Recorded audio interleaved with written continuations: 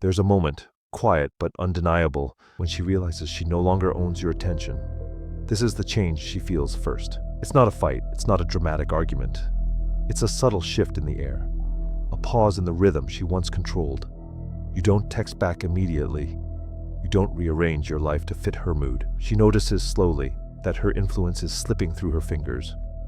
The man she thought she commanded has grown distant, unbending, unresponsive to her subtle pressures.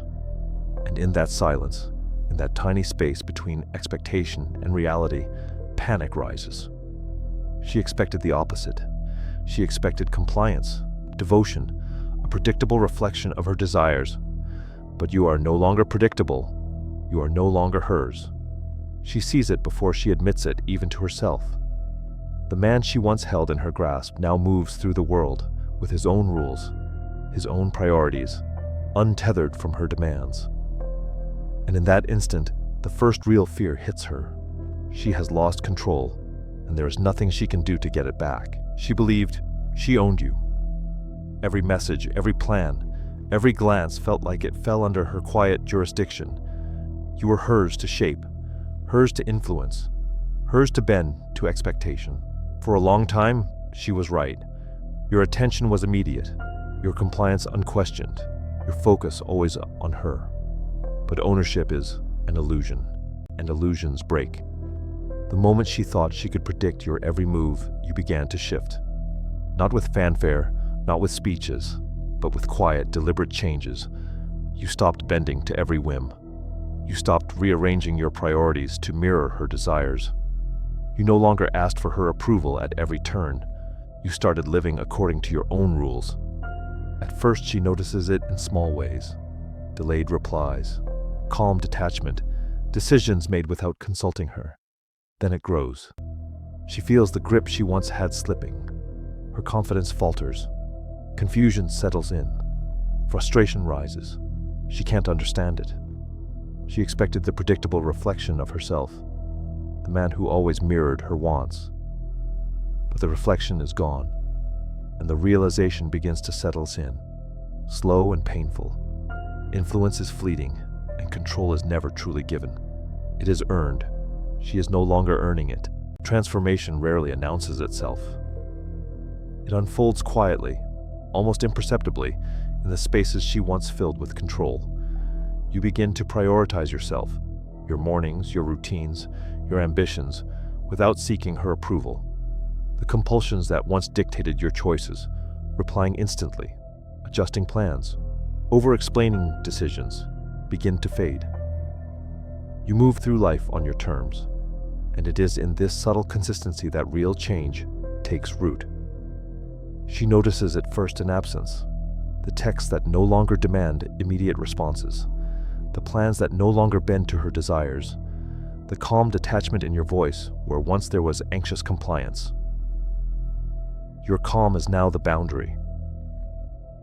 You are emotionally disciplined, not cold, but steady. Your calm becomes a barrier she cannot manipulate. Every choice you make, every boundary you uphold, signals independence. You are no longer a reflection of her whims.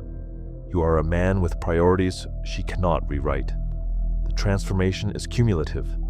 Each act of self-leadership, declining unreasonable compromises, maintaining integrity under pressure, keeping your life structured and purposeful, creates a ripple she cannot ignore. She begins to feel the dissonance between expectation and reality. The man she thought was hers to shape is no longer predictable, no longer under her sway. And with that realization comes unease. She senses a power shifting, subtle, but irrevocable. You are becoming someone untouchable, someone whose worth is defined by action, not approval. And as she registers this, the first tremors of fear appear. The fear of having lost the control she once assumed was absolute. Change is rarely announced with fanfare. It whispers through actions in ways so subtle she almost overlooks them, until the accumulation becomes impossible to ignore. These are the tiny, repeated choices that matter. You don't text back immediately, but not out of spite. You answer when it suits your life. On your terms, you don't rearrange your plans to soothe her moods. You don't over-explain yourself. Don't justify every action. Don't seek her nod of approval. She notices these small deviations as a quiet tension she cannot name. The absence of urgency in your responses, the calm steadiness when she tries to provoke an emotional reaction, the way your presence no longer bends to fit hers, these are all signals she cannot control. Every minor act of independence is a fracture in the foundation she believed was unshakable. The genius of these micro-shifts is that they feel accidental, natural, yet they are deliberate. Each boundary, each measured action, communicates a single truth. You are no longer hers to manage. The repetition of these signals builds a psychological crescendo. It is not dramatic confrontation. It is a quiet, relentless assertion of autonomy, and slowly, imperceptibly, she begins to feel it. The world she thought she dominated is shifting. Her grip is slipping. Then it hits her full force, like a cold gust through an open window. Confusion comes first. Why isn't he responding the way he used to? Why doesn't he bend, adjust, apologize, or explain himself just to calm her storm? The invisible rules she assumed now seem meaningless. Jealousy creeps in next, sharp, insidious. She sees you smiling at other things, friends, hobbies, work without her approval. Your independence isn't arrogance, it's calm detachment. But to her it feels like defiance, a quiet rebellion. Against the world she believed she controlled, panic rises. Subtle at first, then undeniable. There is disbelief. How could you stop reacting to her moods? How could you stop seeking validation she thought you needed?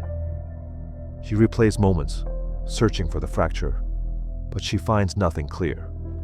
Only the void, the absence of control she never realized was fragile, and in that emotional storm, the first glimmers of fear appear.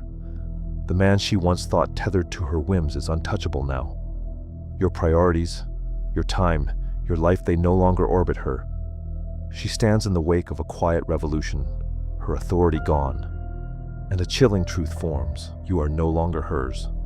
Nothing she does can change that. Then comes the moment she cannot ignore. Not a fight, not a dramatic confrontation, just a quiet truth settling into her bones. She watches you calm, steady, unaffected by her moods or expectations. Your laughter isn't for her amusement. Your decisions aren't waiting for her approval. Your attention is no longer hers to claim. She notices small things, the lack of instant replies, the absence of over-explaining, the way your focus centers on your own purpose. Each detail, subtle alone, gathers into a rising tide. She sees it in your posture, your composure, the boundaries you maintain. Suddenly, the clarity hits. The man she thought she possessed is untethered, independent, and fully committed to himself. Panic rises sharply. She searches familiar patterns for cracks she can exploit, but finds none. The old leverage, the emotional nudges, the subtle manipulations all fail. The man she molded through influence is gone, replaced by someone resolute, self-contained, unbending. Her fear is silent, deep, consuming. Not fear for herself, but fear of losing her place. Fear of losing the intimacy she assumed was permanent. And in that moment, it crystallizes. He is no longer hers, not because he pulled away, but because he chose himself over her control. She cannot reclaim what she never truly owned. That truth is sharp and irreversible. It becomes her first taste of genuine loss. The shift you've made doesn't go unnoticed. Its effects are immediate, yet subtle. She senses it in the quiet spaces where she once assumed control, your calm detachment, your steady decisions, the absence of reactive energy she could manipulate. Her longing grows, sharpened by confusion, and the dawning awareness that you are no longer available in the way she expected. She feels the weight of every action you no longer take on her behalf, every attempt to provoke a reaction, every subtle manipulation falls flat against the wall of your independence. The man she once influenced effortlessly has become a force she cannot contain psychologically. This becomes a revelation she cannot escape. She understands now that attraction, respect, and emotional investment are not automatic, they are earned. By choosing yourself, by maintaining boundaries and frame, you have become untouchable in ways she cannot control. The consequences are simple. She loses the ownership she once took for granted, and with it, the certainty of her place in your life. You remain calm, untethered, resolute. She is left facing the reality that the man she hoped to hold forever is no longer hers. What unfolds here is not just a story about one woman or one relationship. It's a lesson in the power of self-possession. Emotional independence is not arrogance, and it is not coldness. It is the unwavering commitment to your own priorities, the ability to remain anchored in your values, even when someone else's expectations tug at you like a storm. The first lesson is clarity. Your attention, energy, and choices are yours. They cannot be traded or controlled without your consent.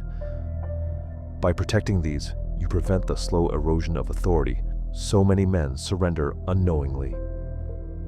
The second lesson is patience. Change doesn't happen overnight.